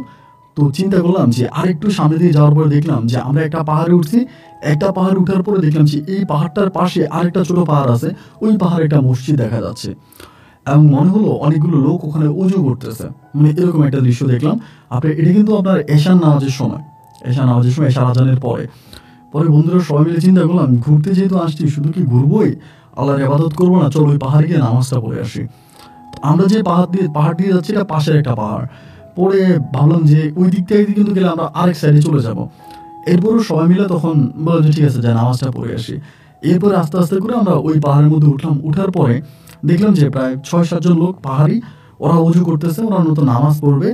এবং একজন লোক ওইখানে বসে আছে, এবং যে লোকটা মসজিদের মানে বারান্দায় বসে আছে, ভাই এত যে সুন্দর বলার মতো না, আমি আমার জীবনে এত সুন্দর মানুষ দেখি নাই। তার চুলগুলো পর্যন্ত, তার চোখের ভুঁড়িগুলো পর্যন্ত মানে একদম সাদা, দাড়িগুলো সাদা, মানে এত সুন্দর লাগতেছে। লোকটারে দেখে আমি তার কাছে গেলাম, গিয়ে তার সালাম দিলাম, উনি সালামের উত্তর নিল। সালামের উত্তর নিয়ে আমারে বলতেছে তোমরা কোথায় যাচ্ছ আমারে বলে। আমরা তখন বললাম যে আমরা এদিক দিয়ে লামা হয়ে একদম বর্ডার পর্যন্ত যাব, শেষে বর্ডার পর্যন্ত যাব। তা আমাকে বলে নামাজ পড়তে আসছো? আমি বললাম জি। বলো উজু করেও নামাজ পড়ো। এবং এটা বলার পরে আমরা তখন বন্ধুরা ব্যাগ ট্যাগ সব কিছু মসজিদের বারান্দায় রাখলাম, রেখে আমরা উজু করলাম। এবং উজু সম্পূর্ণ করে আমরা তখন মসজিদে ঢুকলাম, ঢুকে আমি তখন নামাজ আদায় করলাম। তো ইমাম সাহেব নামাজ পড়াচ্ছে, এবং ভাই সেদিনকার ঘটনাটা আমি জীবনে কখনো ভুলতে পারবো না। মানে ওনার কণ্ঠ এত মধুর ছিল, এত মধুর যে মানে আমি এত ভালো লাগছে, মানে আমার মনে হয় নামাজ পড়তে পড়তে আমরা হারিয়ে যাচ্ছি। মানে নামাজের মাঝে যে একটা মানুষের এত অ্যাটেনশন, এত মনোযোগ আসতে পারে, এটা আমি কখনো মানে চিন্তাই করতে পারিনি। মানে নামাজ পড়তে পড়তে মনে হয় আমি অন্য কোনো রাজ্যে হারিয়ে যাচ্ছি, এতটা ভালো লাগতেছিল। এবং নামাজ শেষ করলাম, এশার নামাজ শেষ করে আমরা সুন্নত পড়ে এবং পরে বের হলাম। তো বের হয়ে ব্যাগটা সব রেডি করতেছে উনি তখন, এবং ওই লোকগুলো তো পাহাড়ে ছিল, ওরা মসজিদ থেকে বের হয়ে যে যার মতো করে চারদিকে চলে যাচ্ছে। তা আমরা যেহেতু ব্যাগটা এগুলো কাঁধে বাঁধবো, লাইটটা রেডি করবো, আলো টালো জ্বালাবো, একটু সময় লাগতেছে। এই লোকটা তখন তার নামাজ শেষ করলো, যিনি ইমাম ছিলেন, নামাজ শেষ করে কাছে আসছে, এসে আমাদেরকে বলতেছে যে বাবারা তোমরা কোথায় যাবা? আমি বললাম হুজুর আমরা তো বললাম আমরা এই দিক দিয়ে পুরো বর্ডার পর্যন্ত যাব। বলে তোমরা কি জানো এই দিক দিয়ে বর্ডার কত দূরে? আমি বললাম তা তো জানি, বর্ডার অনেক দূরে। বলো অনেক দূর পর্যন্ত রাতের বেলায় যাবা, কোনো বিপদ হতে পারে, এটা কি মনে হয় না? আমি বললাম যে বিপদ হবে মনে হয় না, কারণ আমাদের কাছে সরঞ্জাম সব কিছুই আছে, আমরা মানে যে কোনো সমস্যার সমাধান করার জন্য আমরা সাথে আমাদের ল্যাম্প পাতি টাতি সব কিছু নিয়ে নিয়েছে। পরে বলে বাবা কিছু মনে করো না, একটা কথা বলি, তোমরা রাতের বেলায় মসজিদে থেকে যাও এবং প্রয়োজনে ফজরের আজান দিলে তোমরা এখান থেকে যাইও, ফজরের আজানের আগে বের হইও না, কারণ তোমরা তো পাহাড়ে থাকো না এবং পাহাড় সম্বন্ধে তোমাদের কোনো অভিজ্ঞতাও নাই। আমি এখানে দীর্ঘ বছর ধরে আছি এবং অনেক বছর ধরে আমি এখানে ইমামতি করি, তো তোমরা এখন গেলে একটা বিপদে পড়বে এবং বড় ধরনের বিপদ, তোমরা মারাও যেতে পারো। এটা বলার পর আমাদের ভিতরে সবার ভিতরে একটা ভয় ঢুকে যায়। তাই আমরা চিন্তা করলাম তাহলে ঠিকই আছে, পর আমরা বলছি কোথায় থাকবো? বলে তুমি মসজিদের বারান্দায় থাকতে পারো। এবং তারপরে মসজিদে তালা মারবে না? উনি বলেন আমি তালা মারবো না, আমার বাসা হচ্ছে মসজিদ মানে পাহাড়ের নিচে, আর পাহাড়ের নিচে আমাকে আঙ্গুল দিয়ে দেখাই দিল ওইটা ওনার বাসা। বলে আমি ওইদিকে গিয়ে থাকবো, তোমরা মসজিদে থাকো। তাই আমি বললাম যে না আমরা তাহলে মসজিদের বাইরেই থাকি, আপনার মসজিদে তালা মেরে দেন, যেহেতু মসজিদের ভিতরে ভাই লাইট আছে, অনেক কিছুই আছে, ফ্যান আছে, আমরা এগুলো যদি চুরি করে নিয়ে যাই। ওনারে বলতেছি, উনি তখন বলে না মুসল্লি কখনো চুরি করে না, তোমাদের উপর আমার বিশ্বাস আছে, তোমরা থাকো। এই বলে উনি তখন কি করলো, চলে গেল। এবং চলে যাওয়ার পর আমরা ভাই ঘুমাইতে পারতেছি না, আমরা ট্রেকিং এর উদ্দেশ্যে বের হয়েছি, আমরা ভ্রমণে যাব, তাহলে আমরা ঘুমাবো কেন? সারা রাত ঘুমাইলাম না, এই বন্ধু বান্ধব সবাই মিলে আড্ডাবাজি করতেছি পাহাড়ের উপরে বৈশা। আর ওখানে কিন্তু ইলেকট্রিসিটি নাই, আপনার ওই যে আপনার এই যে ইয়েগুলো হয় না, মানে ব্যাটারির মধ্যে হচ্ছে মানে ব্যাটারি দিয়ে চলে আর কি। ওদের ধরেন 3-4টা ব্যাটারি আছে, 2টা চার্জ দিয়ে চালায়, বাকি 2টা চার্জ দিয়ে আনে, বাকি 2টা আনার পরে এই 2টা নিয়ে যায়, এরকম করে ওরা মানে ব্যাটারি পরিবর্তন করে ওরা এলাকায় চলে। এইভাবেই হচ্ছে এখানকার মানুষের জীবনযাত্রা। এরপরে যেটা হলো সেটা হচ্ছে যে ঠিক আছে তাহলে সবাই মিলে ওখানে রাতে আড্ডাবাজি করলাম। আস্তে আস্তে করলাম যে মানে খেয়াল করে দেখলাম যে পূবের আকাশটা একটু একটু করে মানে আলো ছড়াচ্ছে। পরে ভাবলাম যে তাহলে মনে হয় সকাল হচ্ছে, একটু একটু করে যখন আলো ছড়াইতেছে বন্ধুদেরকে বললাম যে চল আমরা ভোরে ভোরে হাঁটতে শুরু করি, নাইলে আবার রোদ উঠে যাবে, বেশি রোদ উঠলে কিন্তু আমরা হাঁটতে পারবো না। তো এইভাবে ভোরে আমি তখন বন্ধুরা তখন বলতেছে কি কাজ করবো, ওই যিনি আমাদেরকে মসজিদে রেখে গেছে ওনাদেরকে ডাইকে আনবো, ওনারা ডাইকে না বইলা যায়, আমরা এইভাবে মসজিদটা খালি রেখে চলে যাবো। আমি বললাম বেটা ফজরা আজান কিন্তু ওই সময় দিছে কি দেয় না জানি না, কারণ ফজরা আজানের শব্দ আমরা শুনি নাই। পরে আমার বন্ধু বলতেছে তো নামাজ পড়ার জন্য এমনি আসবে, চল আমরা জায়গায় চল। এই কথা বলে আমার বাকি 5টা বন্ধুকে নিয়ে আমি তখন এইভাবে ওখান থেকে বের হয়ে গেলাম রেডি। এরপরও পাহাড়ের উপরে উঠে আমরা 2-3টা ডাক দিলাম ওই লোকটারে, যে হুজুর আপনি আসেন নিচে একটু আসেন, ডাক দিলাম কিন্তু উনি আর আসলো না। না আসার পরে মসজিদটা এভাবেই রেখে আমরা আবারও এই পাহাড় থেকে এই পাহাড়ে আসছি, এই পাহাড় থেকে আবার হাঁটতে শুরু করছি। এবং হাঁটতে আমাদের যে ডেস্টিনেশন বিকাল 3:30 বাজে আমরা ওখানে গিয়ে পৌঁছাইছি, মানে আমরা যে টার্গেটে গিয়েছিলাম। এর আগেও আমরা একবার ওই জায়গাটাতে গেছিলাম, তো অবশ্যই ওই সময় আমরা গাইড নিয়ে গেছিলাম। এবার আমরা কিন্তু গাইড নিয়ে যাই না, গাইড নিয়ে গেছি, তাঁবু করছি, তাঁবুতে রাতে ছিলাম, এরপর আবার গেছি ওভাবে। কিন্তু এবার আমরা গাইড নিয়ে যাই না, এবার আমরা নিজেরাই গেছি। তো ওইখানে থাকলাম আপনার বিকেল রাতের বেলা আমরা তাঁবু করলাম, করে তাঁবুতে আড্ডা মেরে এরপরের দিন সকালবেলা ভোরে আবারও রওনা দিলাম। আমরা লামায় চলে আসবো, ওখান থেকে আলীকদম হয়ে তারপর হচ্ছে চলে যাব, এরকম একটা প্ল্যানিং নিয়ে তখন আমরা আবারও আসি। আমাদের বাইকগুলো কিন্তু লামাতে রাখা আছে। তো এরকম করে আস্তে আস্তে যখন ওই পাহাড়ের চূড়াতে আসলাম, পাহাড়ের ওইদিকে মানে যেখানে আমরা নামাজ পড়ছিলাম, ওই পাহাড়ের উপর ওঠার পরে বাম দিকে তাকিয়ে দেখতেছি ওই মসজিদটা দেখা যায় না। আমরা গতকালকে আগের রাতে যে মসজিদে ছিলাম ওই মসজিদটা দেখতে পাচ্ছি না। পরে আমি বন্ধুদেরকে বলেছি কি রে মসজিদটা কি এটাই ছিল না? পরে বলে হ্যাঁ এখানেই তো মসজিদটা ছিল, এবং ওইখানে একটা গাছ আছে, অনেক বড় একটা গাছ আছে, গাছের নিচে মসজিদটা ছিল, গাছটাও আছে কিন্তু নিচের মসজিদটা নাই। মানে অনেক বড় একটা মসজিদ, মানে বিশাল দেখার মতো একটা মসজিদ, এত সুন্দর একটা মসজিদ। আমরা রাতের বেলা ওখানে ছিলাম পর্যন্ত এই মসজিদটাকে দেখতে পাচ্ছি না। দেখতে না পাওয়ার পরে আমি চিন্তা করলাম কি মসজিদটা কোথায় গেল, এবং আশেপাশে তখন দেখলাম যে চাকমা জাতিরা কাজ করে, তা ওনাদের সাথে কথা বলি, ওনারা কিন্তু আমাদের ভাষা বুঝে না আর আমরা ওনাদের ভাষা বুঝি না, এই জন্য কথা না বলে আমরা আস্তে আস্তে করে হাঁটতে আমাদের যে বাইক যেখানে যে হোটেলে বাইক রাখছি ওই হোটেলে আমি তখন বাইকের কাছে আসছি। আসার পরে হোটেলের যে ম্যানেজার ছিল, মানে হোটেলের যিনি ম্যানেজার, ওনাদেরকে বললাম যে ভাই এই ঘটনা, আমরা এমনি গেছিলাম এবং ওই পাহাড়টার পাশে একটা মসজিদে আমরা রাত যাপন করেছি, রাতে ছিলাম। এবং পরের দিন যেটা হলো সেটা হচ্ছে আমরা পরের দিন যখন ফিরে আসতেছিলাম দেখলাম যে ওখানে ওই মসজিদটাকে দেখা যাচ্ছে না, একটু গাছটা দেখা যাচ্ছে। তখনই ওই লোকটা আমাকে বলতেছে, আপনি কি বলেন এটা? আপনি কিভাবে পাগল হয়ে গেছেন? আপনি ওখানে মসজিদ কোথায় পেলেন? আমি বললাম, আরে ভাই, আমরা এই দিক দিয়ে গেলাম, আমি তো একা না, আমার পাশে আরো 5টা বন্ধু ছিল, আমরা সবাই মিলে নামাজটা পড়লাম মসজিদে, এই হচ্ছে এই রাস্তা দিয়ে আমরা গেছি। পরে বলতেছে, ভাই আপনি যে রাস্তার কথা বলতেছেন ওই রাস্তা দিয়ে অনেকেই যায়, ঠিক আছে, কিন্তু এটা কোনো, ওইখানে কোনো মসজিদ নাই, এটা হচ্ছে চাকমাদের বাড়িঘর, ওখানে চাকমারা থাকে, এখানে কোনো মসজিদ নেই, এবং এটাতে মসজিদ আসবে কোথেকে? ওইদিকে কোনো মুসলমানই নেই। এখানে যত মানুষজন আপনি দেখবেন তারা সবাই উপজাতি, তারা সবাই চাকমা এবং পাহাড়ি, এখানে তো আপনি কোনো মসজিদের মানে মসজিদ থাকার তো কথাই না, আপনি মসজিদ কোথায় পেলেন? আমি বললাম, ভাইরে আমরা গেলাম, আমরা তো আর আপনাকে মিথ্যা বলতেছি না। উনি বলে যে, না ভাই, এখানে কোনো মসজিদ নেই। তো রাতের বেলা আমরা তখন ওই হোটেলে আবার ছিলাম, থাইকা রাত্র প্রায় 11টার দিকে আমার কোনোভাবে মনটাকে বুঝাইতে পারতেছিলাম না যে এটা কি হইলো এবং এটা কীভাবে সম্ভব। আমরা নিজের চোখে যে মসজিদ দেখলাম, যে মসজিদে আমরা সারা রাত ছিলাম, নামাজ পড়লাম, আর এই হোটেলের ম্যানেজার বলতেছে ওখানে নাকি কোনো মসজিদে নেই। তো এটা বলার পরে তখন আমি কি করলাম, যে ঠিক আছে, আমি বললাম যে আমার বন্ধুদেরকে বললাম যে, দেখ আমরা কালকে যাব না, আমরা কালকে এই ম্যানেজারকে নিয়ে আমরা ওই জায়গাটা যাবো, ম্যানেজারকে আমরা এটা দেখাবো। আমার বন্ধুরা বলে, দরকার কি, আমরা যেটা দেখে আসছি, এবং উনি যেটাই বলুক, ওনার কথা উনি বললে হবে নাকি? হয়তো আমরা মসজিদটা দেখি নাই, মসজিদ হয়তো পাহাড়ের অন্য কোনো সাইডে ছিল, এইটা নিয়ে তো ভাড়াবাড়ি করার কি আছে, আমরা সকালবেলা চলে যাব। আমি বলছি, না, তোরা যদি যাবি তো তোরা যা, কিন্তু আমি যাব না। আমি এইটার শেষ পর্যন্ত দেখে ছাড়বো যে আমি কি দেখলাম এবং কেন এটা এরকম হলো। আমি নিজের চোখে মসজিদ দেখলাম, আমরা নামাজ পড়লাম, আমরা ছিলাম, বাট ম্যানেজার বলতেছে এখানে কোনো নাকি মসজিদে নেই, এটা কি ধরনের কথা? রাতে আমি আর ঘুমাইতে পারলাম না, ওদের সাথে আমি শুয়েছিলাম, কিন্তু আমার চোখে আর ঘুম আসে নাই। এবং পরের দিন সকালবেলা উঠে ম্যানেজারে বলতেছি, কাকা আমার সাথে চলেন, আমি আপনার মসজিদের ওই জায়গাটা দেখাবো। উনি বলে, না বাবা, আমার হোটেলে কাজ আছে। পরে উনি কিছু টাকা অফার করলাম যে একটা গাইডকে যে টাকা দেওয়া হয় আমি আপনাকে সেই টাকা দিব, আপনি আমার সাথে চলেন। উনি বলে, তাহলে তোমরা একটা গাইড নিয়ে যাও। এই বলে একজন গাইড আমাদেরকে দিল, উনি যাবে না, মানে ম্যানেজার যাবে না। পরে গাইডটাকে দিল এবং আমরা তখন ওই গাইডটাকে নিয়ে রওনা দিলাম, এবং গাইডটাকে নিয়ে রওনা দিতে দিতে ওই পাহাড়ের কাছাকাছি আসছি। এসে ওই গাইডকে আমি বললাম যে, ভাই ওই পাহাড়ের নিচে আমরা একটা মসজিদ দেখেছি, এবং ওই মসজিদে আমরা রাতের বেলায় নামাজ পড়েছি, আমরা ওই মসজিদে ছিলাম, আমরা ছিলাম পর্যন্ত। মিথ্যে বলতেছি না ভাই, মিথ্যে কেন বলবো?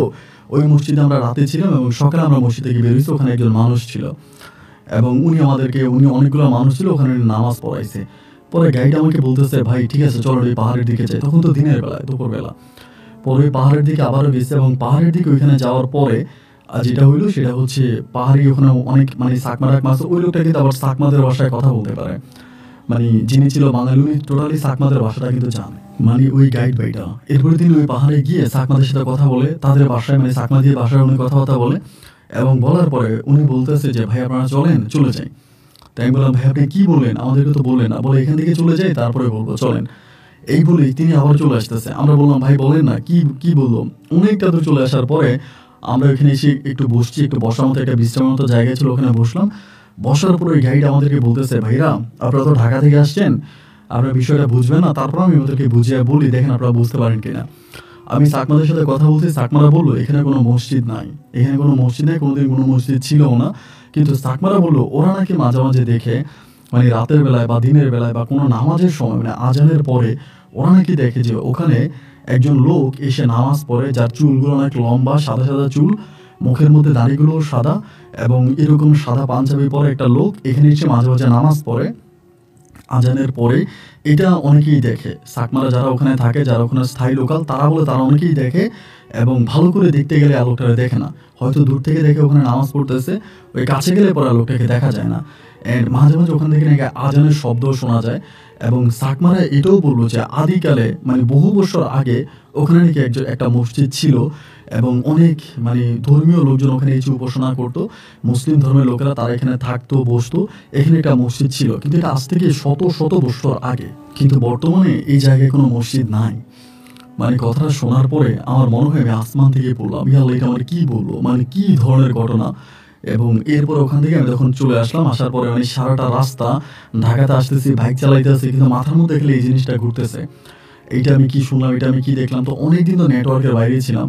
এবং এরপরে চিটং এসে আমি প্রথমে আমার বোনকে ফোন দেই মায়ের খোঁজ খবর নেওয়ার জন্য, এবং আমার বোনকে ফোন দিয়ে জানতে পারি আমার মায়ের অবস্থা ভীষণ রকমের খারাপ। আমার বোন আমার বলতেছে, ভাই আম্মু মনে হয় বাঁচবে না, আম্মুর অবস্থা খারাপ, আপনি তাড়াতাড়ি আসেন, আমরা তো আপনার নাম্বার অনেক কল দিয়েছিলাম, আপনার নাম্বার আমরা নেট পাইনি। আসলে আমরা যে এলাকাতে ছিলাম ওই এলাকাটা সম্পূর্ণ নেটওয়ার্ক বিচ্ছিন্ন একটা এলাকা, ওখানে ফোনে নেটওয়ার্ক নাই। তো নেটওয়ার্ক না থাকার কারণে আমি কোনো রকমের যোগাযোগ করতে পারিনি। এরপরে এই কথার পরে তখন আমরা আবার চলে আসলাম, মানে সবাই মিলে তখন ওখান থেকে আবার ব্যাক করলাম, মানে আপনার চিটং থেকে আমরা ঢাকার দিকে যাচ্ছি। এবং বাসায় যাওয়ার পরে দেখলাম যে আমার আম্মার অবস্থা খুবই খারাপ, মানে আমার আম্মা কথা বলতে পারে না, মানে কথা বলতে পারে না, খুব মানে মিনমিনিয়ে কথা বলে। আমি ওর বোনের বললাম কি হয়েছে, কি হয়েছে? বললো আমি জানি না, রাতের বেলায় কে জানি আম্মুকে ডাকছে, মানে ডাকার পরে আম্মু দরজা খুলছে, এবং মানে আমাদের মেইন দরজা খুলছে, খোলার পরে কি হয়েছে আমি জানি না, আম্মু ওখানে একটা চিৎকার দিয়ে অজ্ঞান হয়ে গেছে। এবং জ্ঞান হারিয়ে ফেলার পরে আমি আম্মুকে আনছি, এনে হসপিটালে নিয়ে গেছি, আম্মুর এই অবস্থা।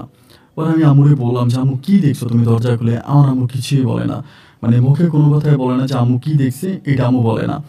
এবং না বলার পরে সেই রাতে আমি তখন কী করলাম, বাসায় ছিলাম ভাই। বাসায় থাকার পরে সারাটা রাত, আপনি বিশ্বাস করবেন কিনা জানি না, মানে পুরোটা রাত মানে সাপে, একটা বড় ধরনের সাপে যেরকম ফুসফুস ফুসফুস ফুসফুস করে শব্দ করে না, এরকম সাপের একটা শব্দ আমি সারাটা রাত পাইছি। আমি শুয়েছি, শোয়া থেকে উঠছি, দরজা খুলছি, খুলে দেখি যে নাই, কেউ নাই, কিন্তু সাপে শব্দ করতেছে, সাপে শব্দ করতেছে, এরকম একটা অবস্থা। ওই রাতটা এরকমভাবে কাটলো। এর পরের দিন আমি দোকানে গেলাম, দোকান দেখলাম, এবং এরপরে রাতে যেটা ঘটলো সেটা হচ্ছে ওই বাচ্চা সারাটা রাত বাচ্চারা দৌড়দৌড়ি করে, বাচ্চারা এদিকে যায়, বাচ্চারা ওইদিকে যায়, এরকম একটা অবস্থা, মানে সারাটা রাত এরকম হয়েছে। আর মা তো ধুম টানতেছে, মা যে কোনো সময় মারা যাবে, মায়ের অবস্থা এরকম, মানে মায়ের অবস্থা খুবই খারাপ। পরে দোকানে গিয়ে মন খারাপ করে বসে আছে। আমাদের দোকানে যে ছেলেটা ছিল ওই আমারে বলতেছে যে ভাই ওর বাড়ি কিন্তু মিরপুরের ওইদিকে। পরে আমারে বলে ভাই কিছু মনে করেন না, আপনার আম্মুর অবস্থা কি এখন? তা আমি তো ওই দিন ছিলাম না, মাঝে মাঝে আমার বাসায় যাইতো, আমার আম্মুরে দেখতো। পরে আমি বললাম যে আমার অবস্থা তো খুবই খারাপ রে ভাই, মানে বুঝতে পারতেছি না, আম্মুকে মনে হয় আমি আর বাঁচাইতে পারবো না। উনি আমারে বলে মহিন ভাই, মানে ছেলেটা আমাকে বলে মহিন ভাই, আমি আপনার আম্মুরেও বলছিলাম, আপনার বোনেরও বলছিলাম, ওরা তো আমার কথা শোনে নাই। আপনার আম্মুরে দেখে আমার মনে হচ্ছে যে আপনার আম্মুরে মনে হয় কেউ বান মারছে। আমি বললাম মানে তুমি কীভাবে বুঝলা? বলে আমার একটা খালা আছে, আমার একটা খালা এইভাবে মারা গেছে, এরকম সমস্যা হয়েছে, আমার খালাকেও বান মারা হয়েছে, কই মাছের মধ্যে তাবিজ দিয়ে আমার খালারে মাইরে ফেলছে, এবং আমার খালাও মারা গেছে, এরকম মানে আমার মনে হয় কেউ না কেউ আপনার আমাকে মনে হয় কালো জাদু করছে। তো আপনি একটা কাজ করেন, আপনার আম্মুরে একটু আপনি একটা ভালো ডাক্তার দেখান, মানে সরি ভালো একটা কবিরাজ দেখান। তা আমি তো ভাই কবিরাজ এগুলো চিনিও না, জানিও না ভাই, সমস্ত আমার কোনো অভিজ্ঞতাও নাই। পরে আমার বলে যে একটা কবিরাজ আছে, যদি আপনি বলেন তাইলে আমি আপনাকে নিয়ে যেতে পারি আমাদের মিরপুরের ওইদিকে। তাই আমি বললাম যে কোনোদিনও কবিরাজের কাছে যাইনি, আচ্ছা ঠিক আছে আমি দেখি। দুপুরবেলা বাসায় যেন বোনের বললাম, ছোটো বোনের বললাম যে এই ঘটনা আমাদের দোকানের ছেলে এটা বলতেছে। আমার বোন তখন আমাকে বলে যে ভাইয়া বন্ধু ঠিকই বলছে, একটা কবিরাজের কাছে যাও না। মানে আমাদের কাছে মনে হয় যে আমাদের বাসায় কোনো না কোনো একটা সমস্যা আছে। রাতের বেলা আমরা সাপের শব্দ শুনতে পাই, সাপের ফুসফুস শুনি, এবং বাচ্চারা দৌড়দৌড়ি করে, বাচ্চারা নাচে গায়ে, বাচ্চারা অনেক কিছু করে, এই ধরনের শব্দ আমরা শুনতে পাই। তাহলে তো মনে হয় ভাইয়া এটা ভয়ানক কোনো কিছু। তা তুমি একটু কাইন্ডলি এটা নাইলে করো, তুমি হচ্ছে একটু ইয়ে করো। আমি তখন বললাম যে আচ্ছা ঠিক আছে, তাইলে তোর কথা মতোই থাকুক, তাইলে আমি ঠিক আছে, আমি দেখি কী করা যায়।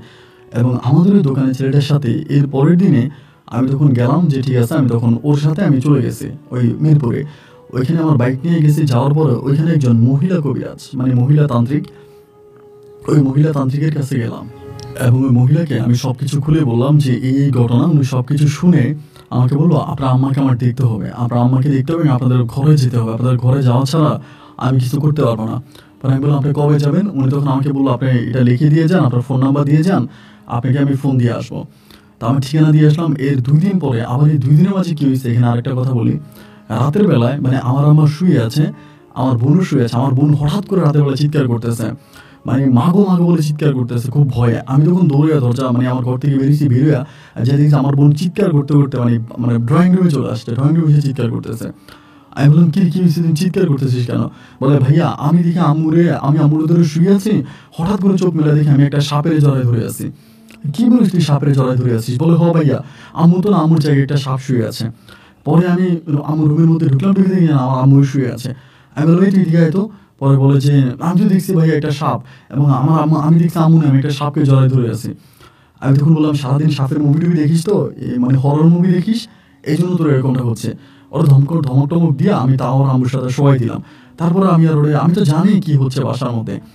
এর 2 দিন পর ওই মহিলা আমাকে ফোন দিল, তান্ত্রিক ওই মহিলা ফোন দিয়ে বলতেছে যে ভাইয়া আমি আপনাদের বাসায় আসবো। তো আমি যে ঠিক আছে আসেন। পরে আমার দোকানের ছেলেটা আমি পাঠাইছি, ওই গিয়ে নিয়ে আসছে। এবং উনি যেটা করছে, আমাদের বাসার বারান্দায় আসার আগে, মানে বারান্দায় এসে উনি মানে হঠাৎ করে ঘরের মধ্যে ঢুকে না। পরে আমি বললাম যে কী ব্যাপার, ঘরে যাবেন না, ঘরে আসেন। পরে বলে যে না আমি আপনাদের বাসায় যাবো না, আপনাদের বাসায় গেলে আমার সমস্যা হবে, আমি একটু বাইরে কোথাও বসতে চাই, এখানে না। আমি বললাম ঠিক আছে আমার দোকানের মধ্যে আসেন, বলে না আপনাদের বিল্ডিংয়ের চারপাশে, আমি বিল্ডিংয়ের মধ্যে ঢুকবো না। পরে আমি বললাম যে কোথায় ঢুকবেন আপনি? বলে আপনি আমাকে একটু চলেন, আপনি আমার সাথে আমার ওখানে চলেন। পরে এখান থেকে একটা গাড়ি নিয়ে আমি তখন ওই মহিলার সাথে, তান্ত্রিক মহিলার সাথে আমার দোকানের ছেলেটা সহ চলে গেলাম আবার মিরপুরে ওনার বাসায়। এবং ওনার বৈঠকখানায় গেলাম। বৈঠকখানায় যাওয়ার পরে উনি এখানে আসার সময় একটা কাজ করছে, একটু পানি আমার বাড়ির মধ্যে, মানে বাড়ির দরজার মধ্যে পানি ছিটাইছে। পানিটা ছিটাই কিন্তু উনি আর ঢুকে নাই। এরপর উনি বলে যে আপনাদের বাড়ির সামনে, মানে ওখানে যাওয়ার পর আমাকে বলছে আপনাদের বাড়ির সামনে একটা বিল্ডিং আছে, লাল কালার গেটটা, এবং এসএসএ লাল কালার যে গেটটা, ওই বিল্ডিংটা কার? আমাকে বলছেন আমাদের একদম মানে মেন রোডের পাশে। পরে আমি বললাম এটা তো আমার এক আন্টির বাসা, শাহিন আন্টির বাসা। পরে বলে আপনি কি ওই শাহিন আন্টির মেয়ের স্বামী কি বিয়ে করছেন? এমনি আমাকে বলতেছে। মানে এই মহিলা কিভাবে জানছে ভাই, আল্লাহ মাহবুদ ভালো জানে। আমি তখন বললাম হ্যাঁ আমি তো বিয়ে করছি, ওরে বিয়ে করছি। পরে মানে আমি জাস্ট অবাক হয়ে গেলাম। উনি আমাকে বলে, আমি বললাম আপনি কীভাবে জানলেন যে আমি এখানে ওনার বিয়ে করছি, এটা আপনি কী করে বুঝলেন? তা বলতেছে যে যেভাবে হোক বুঝছি তো, এখন কি হয়েছে? আমি বললাম যে কী হয়েছে? পরে বলে যে আপনার মাকে আমি আসলে মানে কিছু করতে পারবো না, কারণ এটা অনেক গ্রেট আউট হয়ে গেছে, মানে এটা আপনার আম্মুর শরীরের সাথে মিশে গেছে। আপনার আম্মুকে প্রথমে একটা জিন দিয়ে কালো জাদু করা হয়েছিল, এবং ওই জিনটা আস্তে আস্তে করে আপনার আম্মুর সাথে মিশতে মিশতে এটা এখন বর্তমানে আপনার আম্মুর ব্লাডের সাথে মিশে গেছে। আপনার আম্মুর শরীর থেকে এটা আমার পক্ষে সরানো সম্ভব না, আমি এটা পারবো না। তবে আপনি একটা কাজ করতে পারেন, আপনি অন্য কোনো তান্ত্রিকের কাছে যান, এটা একটা কালো জাদু, আমি আপনাকে শুধু এটুকুই বলতে পারি। আমি আপনার কাছ থেকে কোনো টাকাও চাই না, পয়সাও চাই না, আমার কোনো টাকাও দিতে হবে না। আমি যে আপনার বাসায় গেছি এটার জন্য আমাকে কোনো বেনিফিট দিতে হবে না, কোনো টাকা পয়সা দিতে হবে না। কিন্তু মূলত আপনার সমস্যা হচ্ছে এইটা যে আপনার আম্মুকে কালো জাদু করা হয়েছে, এবং এই কালো জাদুর প্রতিফলে আপনার আম্মু কিন্তু মারা যাবে। যত দ্রুত পারেন কিছু একটা করেন। আর আমার তরফ থেকে আমি শুধু এই পানি পরোটা দিলাম, যদি পারেন মাঝে মাঝে আপনার আম্মুকে পানি পরোটা খাওয়াইন, বাট এই জিনটাকে কিন্তু আমি সরাইতে পারবো না। হয়তো সাময়িকভাবে এই জিনটা হয়তো আপনার আম্মুর খুব বেশি ক্ষতি করতে পারবে না পানি পরোটা খাওয়াইলে, কিন্তু ভাই আমি এটাকে সরাসরি সরাইতে পারবো না, আপনি অন্য কারো কাছে যান।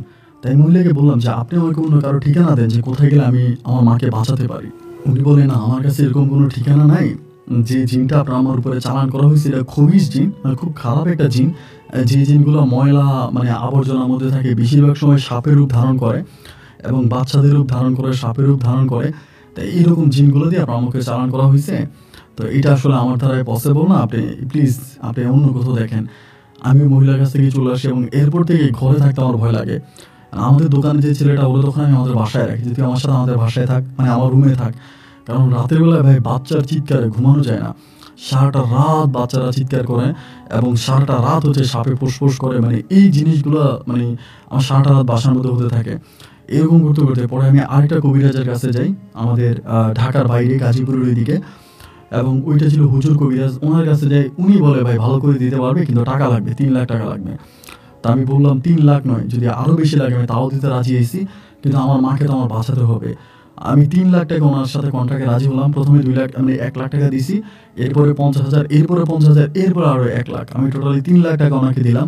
প্রায় মাস দেড়েকের মতো আম্মু ভালো ছিল, মানে এই ধরনের সমস্যা হয়নি। বাসার মধ্যে কোনো রকমের আমরা কোনো সাউন্ড পাই নাই, বা কোনো বাচ্চার শব্দও পাই নাই, কোনো সাপের শব্দও পাই নাই, মোটামুটি আপনার একটু ভালো ছিল। এর ঠিক কয়েকদিন পরেই আপনার প্রায় এই মাস 3 কাটার পরে আবারও সেই পুরনো সমস্যা আবারও দেখা দিল। অ্যান্ড কবিরাজের কাছে গেছি, যা বললাম যে উনি আমাকে বলে আমি আবারও ঠিক করে দিতে পারবো, তো টাকা লাগবে, আবারও 3 লাখ টাকা দিতে হবে। তো এখন কি আমি 3 লাখ টাকায় 3 মাস আমার বাসা ঠিক রাখবো? এটা কি সম্ভব? অ্যান্ড আমি বললাম যে না, আপনি তো আমাকে টাকা দিতে হবে, আমি আপনাকে টাকা দিচ্ছি, আপনি পার্মানেন্টলি ঠিক হয়ে যাবে বলছেন, বাট এটা তো ঠিক হয় না, আপনি আমার টাকা রিটার্ন করেন।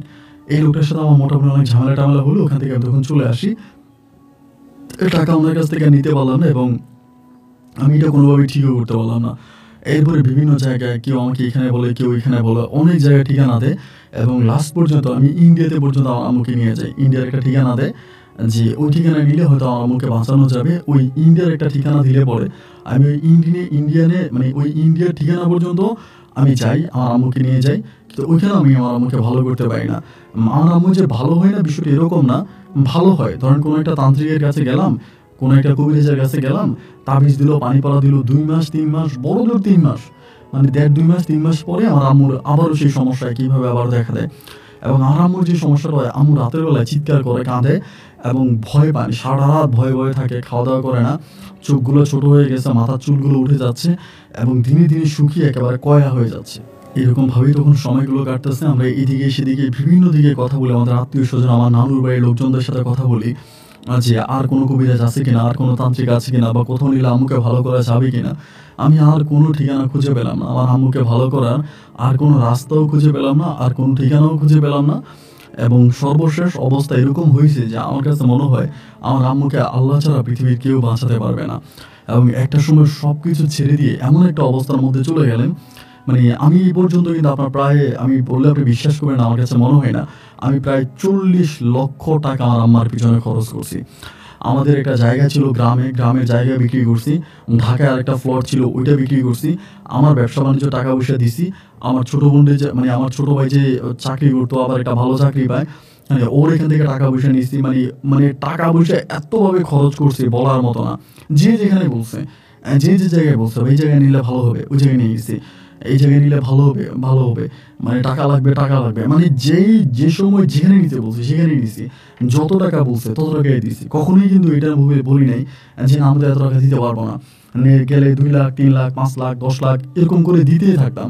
কিন্তু শেষ পর্যন্ত ভালো 1 মাস, 1.5 মাস, 2 মাস, বড় জোরে 3 মাস, এরপরে আবার যেই মাস সেই। তো এরপরে আর তো আমার তো আর কোনো উপায় নেই, বা আমি আর কি করবো বুঝতে পারতেছিলাম না। এক পর্যায়ে কান্নাকাটি করতেছি। এরই মাঝে একটা তান্ত্রিক আমাকে বলছিল যে আপনার আম্মুকে মনে হয় না যে কারো দ্বারা ভালো করতে পারবেন, কোনো মানুষ দ্বারা। তবে আপনার আম্মুর অবস্থা লাস্ট স্টেপে আছে, উনি মারা যাবে যে কোনো সময়। উনি যা দেখতে চান ওনাকে দেখান, উনি যা খেতে চান ওনাকে খাওয়ান, এবং ওনাকে একটু সময় দেন, মনে হয় ওনাকে বাঁচাতে পারবেন। একটা তান্ত্রিক এই কথা বলে। এরপরে একদিন রাতের বেলা হলো কি, আমার আম্মু এমন জোরে চিৎকার করে কান্না করতেছে, মানে কান্না করতেছে ভয়ানকভাবে। আম্মুর কান্নাকাটি দেখে ভাই আমি তখন দৌড়ে রুমে গেছি। যাওয়ার পরে আমার আম্মুকে মারতেছে, আমি বুঝতেছি, মানে দাম দাম করে আম্মুকে থাপ্পড় মারতেছে। আম্মু বলে আমার মাইরেন না, আমার পায়ে ধরে আমার মাইরেন না, এই গলার মধ্যে ধরে মারতেছে, চুল টান দিতেছে। মানে আমার আম্মা নিজের চুল নিজে টান দিয়ে বলতেছে আমার চুল ছেড়ে দেন, আমার চুল ছেড়ে দেন। মানে নিজের চুল নিজে ধরে ধরে টান দেয়, টান দিয়ে বলে কি আপনার পায়ে ধরে আমার চুলগুলো ছিঁড়ে না, আমার চুলগুলো ছেড়ে দেন। নিজের গলায় নিজে টিপ মারে, মাইরা বলে যে আপনি আমার গলা ছেড়ে দেন, আমার গলা ছাড়েন, আমাকে বাঁচতে দেন, আমি নিঃশ্বাস নিতে পারতেছি না। মানে একটা সন্তানের জন্য যে এই দৃশ্যগুলো দেখা কতটা কষ্টকর, এইটা না ভাই কাউকে বোঝানো যাবে না। আমি চিৎকার করে কান্না করি, এবং সকালবেলা সূর্য ওঠার সাথে সাথে আমি চিন্তা করি আমার মায়ের নিয়ে আমি ওই বান্দরবনে যাব, যেখানে আমি একটা মসজিদ দেখেছিলাম, যেখানে একজন লোক ইমামতি করে নামাজ পড়াইছে। আমাদেরকে কেন ওই লোকটা বাধা দিল আমরা জানি না, আমাদেরকে বাধা দিয়ে রাতের বেলা ওই মসজিদে রাখছে। আমরা যদি যেতাম হয়তো আমাদের কোনো বিপদ হতে পারতো। তো ওইখানে কিন্তু আবার শান্তি বাহিনীর ট্রেনিং হয়, ভাবলাম হয়তো শান্তি বাহিনীর হাতে পরে আমরা মারাও যেতে পারতাম। এই জন্য তিনি যেহেতু আমার জীবন রক্ষা করেছে, তাহলে হয়তো আমার মায়ের জীবনও তিনি রক্ষা করবে। আমার বোনের কিছু না বলে আমাদের দোকানের যে ছেলেটা আছে ওরে নিয়ে আমার আরেকটা বন্ধুকে সাথে করে নিয়ে আমি তখন ঢাকা থেকে একটা প্রাইভেট কার ঠিক করলাম, এবং প্রাইভেট কার দিয়ে ডিরেক্ট আমার মায়ের আমি বান্দরবনে আনলাম। এবং বান্দরবন থেকে আমার মায়ের চান্দের গাড়ি করে আমি তখন ওই লামা উপজেলার ওইদিকে নিয়ে আসি। এবং আনার পরে 2জন গাইডকে বললাম যে ভাই আমি আমার মাকে নিয়ে ওখানে যাব। ওনারা বলতেছে ভাই আপনি কী বলেন, এটি একটা ট্যুরিস্ট প্লেস, এখানে একটা ভ্রমণ করার জন্য মানুষ আসে, একটা ভ্রমণের জায়গায় আপনি আপনার অসুস্থ মাকে নিয়ে আসছেন, ওই জায়গায় গিয়ে কী করবেন? আমি বলি ভাই আমি ওই জায়গায় গিয়ে কী করবো আমি জানি না, আমি ওই জায়গায় আমার মাকে নিয়ে যাব। এই বলে আমি 2টা গাইডকে টাকা টুকা দিয়ে ওই পাহাড়ের উপরে ওই গাছটার নিচে নিয়ে আমি তখন আমার মায়ের বসাইলাম, এবং মারে বসে আমি চিৎকার করে ওখানে কান্না করতেছিলাম, নামাজ পড়তেছিলাম। এবং দেখতে দেখতে সন্ধ্যা হয়ে যায়। আমার যে ছেলেটা আমার সাথে আছে ও আমার বলে ভাই আমি এখানে থাকতে পারবো না, আমার ভয় লাগে, আমি চলে যাবো। ওর সন্ধ্যার আগে ওই পাহাড় থেকে চলে আসে, মানে আমার দোকানের ছেলেটা। আর আমার যে বন্ধুটা ছিল আমার বন্ধুও চলে আসে, ও থাকে না, ওরও ভয় লাগে। ও বলে আমি রাতের বেলা এখানে থাকতে পারবো না, মানে ও চলে যায়। আমি আমার মাকে নিয়ে বসে থাকি ভাই, সারাটা রাত আমি নামাজ পড়ি, আমি কান্নাকাটি করি। আমার আম্মাকে নিয়ে ওই পাহাড়ের উপরে গাছের নিচে বসে বসে শুধু আল্লাহকে ডাকতেছি, আল্লাহ তুমি আমার মাকে রক্ষা করো, আল্লাহ তুমি আমার মাকে রহম করো। এরকম করে ওই রাতটা কেটে গেল। না কোনো মানুষ দেখলাম, না কিছু দেখলাম, কিছুই হলো না। এবং দিনের বেলা আমি কি করলাম, বাইরে থেকে কিছু কলা টলা ফল ফ্রুট কিনে এনে আমার মায়ের আমি খাওয়াইছি। আমার মা তখন মনে করেন 90% মরে গেছে, মানে 90% মরে গেছে, এরকম একটা অবস্থা। এবং এর পরের দিন রাতের বেলায় আমি তাহাজ্জুদে নামাজ পড়তেছিলাম, মানে ঘড়ি দেখে দেখে আমি নামাজ পড়ি, কারণ ওখানে তো টাইম দেখা যায় না। আর মানে আপনার অত ভালো হচ্ছে আজানের শব্দ শোনা যায় না। এটা তো ধরেন আপনার অনেক দুর্গম পাহাড়ের এলাকা। আমি ঘড়ি দেখে দেখে নামাজ পড়ি, এবং ঘড়ি দেখে আমি তাহাজ্জুদে নামাজ পড়তেছি। এবং তাহাজ্জুদের নামাজটা পড়ে আমি নামাজের মুনাজায় বসে চিৎকার করে কান্না করতেছি আল্লাহর কাছে, আল্লাহ আল্লাহ তুমি আমার আম্মাকে রহম করো, আল্লাহ তুমি আমার আম্মাকে রহম করো। এবং মুহূর্তের মধ্যে আপনি জানি না ভাই আপনি বিশ্বাস করবেন কি না, মানে আল্লাহ সাক্ষী, আমি হঠাৎ করে নামাজ শেষ করে পিছনের দিকে তাকাই দেখি যে আমার মা শোয়াই ছিল, আমার মা কিন্তু শুয়েছিল ওই জায়গাটায়, আম্মু উঠে বসে গেছে, মানে বসে আছে। আমার আম্মুর দিকে তাকে আমি তো অবাক হয়ে যাই যে কিরে, এবং আমার আম্মুর হাতে একটা পাথর এবং পাথরটা জল করতেছে। আমার আম্মু অনেকটা সুস্থ। আমি বললাম যে মা এই পাথরটা কোথা গেছে? আমার বলে আমি জানি না। আমি বললাম তোমার পাথরটা কে দিছে? বলে জানি না, কিন্তু কথা বলতে পারতেছে। এবং ভাই এরপরে যখন সকালে সূর্যটা ওঠে, মানে আমি জানি না আপনি বিশ্বাস করবেন কিনা, এবং সূর্য ওঠার পর আমার আম্মা, যেই মা মানে শোয়া থেকে উঠে বসতে পারতো না, আমার সেই মা উঠে দাঁড়ায় গেছে। আলহামদুলিল্লাহ, মাকে দাঁড়ানো অবস্থা দেখে আমার তখন কলিজাটা ঠান্ডা হয়ে গেল। আমি পাথরটা আমার ব্যাগের মধ্যে ঢুকে আমি তখন মায়ের নিয়ে আমি পুনরায় আবারও ঢাকার উদ্দেশ্যে রওনা দিলাম। আলহামদুলিল্লাহ, আমার মা ভালো হয়ে গেল। এবং ভালো হয়ে যাওয়ার পর আমি তখন এই পাথরটা নিয়ে ঢাকাতে গেছি, এবং ঢাকাতে গিয়ে মা তখন ভালো হাঁটতেছে, চলাফেরা করতেছে। আমার বোন বলে এটি কীভাবে সম্ভব ভাইয়া, আম্মু তো ভালো হয়ে গেল। এবং যেদিন আমি মাকে নিয়ে ঢাকাতে গেলাম, ঢাকাতে পৌঁছাতে রাত প্রায় 2টার মতো বেজে গেছে। রাত 2টা বাজে আমি তখন ঘুমাইতে গেলাম, উজু করে ঘুমাইছি। এবং ঘুমানোর পরে আমি আলহামদুলিল্লাহ আমাদের ওই মানে আমি ওনাকে স্বপ্নে দেখি, ওনাকে নানা বলে ডাকি, এখন আমি ওকে নানা বলে ডাকি, ওনাকে স্বপ্নে দেখি। উনি আমাকে স্বপ্নে দেখায়, আমাকে স্বপ্নে বলে যে আমাকে বলে তুই এই কাজ আর কখনোই করবি না, যেটা করছিস সেটা অন্যায় করছিস। আমি এভাবে কারো চিকিৎসা করি না, এবং আমি কোনো কবিরাজ না, আমি কেউ না। তুই আমার এখানে কেন আসলি? ওকে নিয়ে, ওনাকে নিয়ে আমার এখানে কেন আসলি? আর কখনোই আসবি না।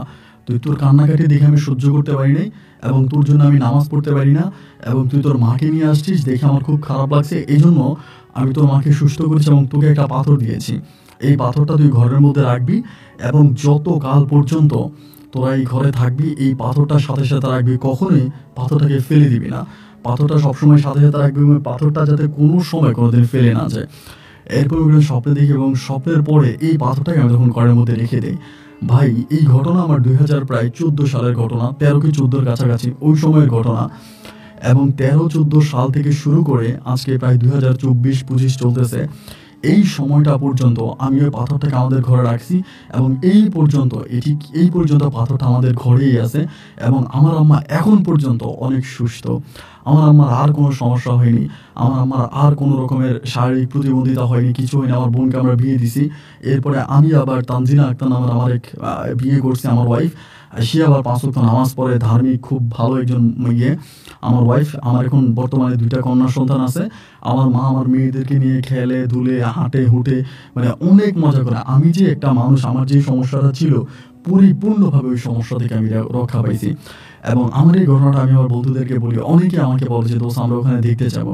তা আমি আমার অনেক বন্ধুদেরকে ওই পাহাড়টাতে নিয়ে যাই। গাছটা এখনও আছে, ওই মানে একদম উঁচা একটা পাহাড়ের উপর একটা গাছ আছে, ওই গাছের কাছে আমি নিয়ে যাই। যদি উনি এরপর আমাকে আরেকটা আবার স্বপ্নে দেখাইছিল, এই হুজুরটা, আমি ওকে নানা রাখি। পরে উনি আমাকে আবারও স্বপ্নে দেখায় বললো যে আমি যাতে ওই জায়গায় কম মানুষকে নিয়ে যায়, এখানে উনি আবাদত করে, এটা উনি আবাদতের জায়গা, উনি ওখানে আবাদত করে। আমি যাতে ওখানে গিয়ে ওনাকে বিরক্ত না করি, কাউকে যাতে আমরা যাতে নিয়ে না যাই। এখানে আরেকটা কথা, সেদিন রাতে উনি আমাদেরকে আটকাইছিল কেন সেটাও উনি আমাকে স্বপ্নে এসে বললো যে আমি যদি যাইতাম ওই দিন রাতে নাকি আপনার ওই জায়গায় শান্তি বাহিনী বলে একটা বাহিনী আছে, যারা পাহাড়ে থাকে, পাহাড়ি শান্তি বাহিনী বলে। ওই পাহাড়ি শান্তি বাহিনীরা নাকি ওই দিন ওখানে ছিল, ওই রাস্তার মুখে। আমরা গেলে আমাদেরকে মেরে ফেলতো, অথবা আমাদেরকে আটকিয়ে আমাদের কাছ থেকে মুক্তিপণ দাবি করতো, ওরা ওইখানে ছিল। এবং এই জন্যই উনি আমাদেরকে মানে কুদরতিভাবে উনি আমাদেরকে আটকাইছে। এবং তিনি বলে ওই মসজিদে উনি নামাজ পড়ে, এবং ওনার সাথে অনেক জিনেরা এসে ওই মসজিদে নামাজ পড়ে, তিনি মসজিদের ইমামতি করে। কিন্তু এটা কোনো সাধারণ মানুষ দেখতে পায় না, সাধারণ মানুষ এটাকে দেখে না। এবং উনি আমাকে বললো যে আমার ওই ঠিকানা, আমার ওই বাসস্থানের ঠিকানা খুব বেশি কারো কাছে দিও না, এখানে লোকজন আসুক আমাকে বিরক্ত করুক, এটা আমার কাছে ভালো লাগে না, এটা আমি চাই না, এই জন্য তুমি আর বলো না। যার জন্য আমি আমার বন্ধুদেরকে মাঝে মাঝে কয়েকজনকে নিতাম। এরপরে আর ওই জায়গাটা আমি যাই না। আমি যাই, কিন্তু আমি মাঝে মাঝে ধরেন যাই, ওখানে গিয়ে আমি 2 রাকাত নামাজ পড়ি, নামাজ পড়ে আমি চলে আসি। এখনও যাই, কিন্তু কাউরি সাথে করে নিয়ে যাই না, বা এই ঠিকানাটা আমি কাউকে এখন সচরাচর দিই না। আমার বন্ধুরা যারা জানে, যারা গিয়েছে তারাই কয়েকজন জানে, আর বাকিদেরকে আমি ঠিকানা দিই। কিন্তু ভাই পাথরটা এখন আমাদের ঘরে আছে, এবং মানে আমি পাথরের কখনো ছবি উঠে না, আমার ফোনে কোনোদিনও ছবি উঠে নেই। এবং এটা আমি খুব যত্ন করে রেখেছি। যদি আপনি কোনোদিন আমাদের বাসায় আসেন, তা আমি আপনাকে পাথরটা দেখাতে পারবো। এই পাথরটা এরকম একটা পাথর, পৃথিবীতে এই ধরনের পাথর আমি আর দেখি নাই, কোনো টিভিতেও দেখি নাই। অনেক দেশের সি ভিডিও, মানে আপনার রিভারের ভিডিও, নতুন মানে নদীর ভিডিও দেখি, কিন্তু কখনোই এরকম পাথর, জল করা পাথর আমি দেখতে পাইনি। এবং এই পাথরটা এখনও আমাদের বাসায় আছে আলহামদুলিল্লাহ। আমার মা এই পাথরটাতে এখনও লাল কাপড় দিয়ে পেঁচিয়ে পাথরটাকে রাখছে, এবং আমরা পরিপূর্ণভাবে সুরক্ষিত। আর আমাদের যে ওই শাহিনা আন্টি ছিল, উনি আবারও আমাদের বাসায় এসে আমাদের সাথে একটা ভালো সম্পর্ক তৈরি করার চেষ্টা করেছিল পুনরায় এসে, কিন্তু আমার আম্মা ওনাকে আর এই সুযোগ দেয়নি। আলহামদুলিল্লাহ আমার 2 কন্যা সন্তানকে নিয়ে, আমার ওয়াইফকে নিয়ে আমি ভালো আছি।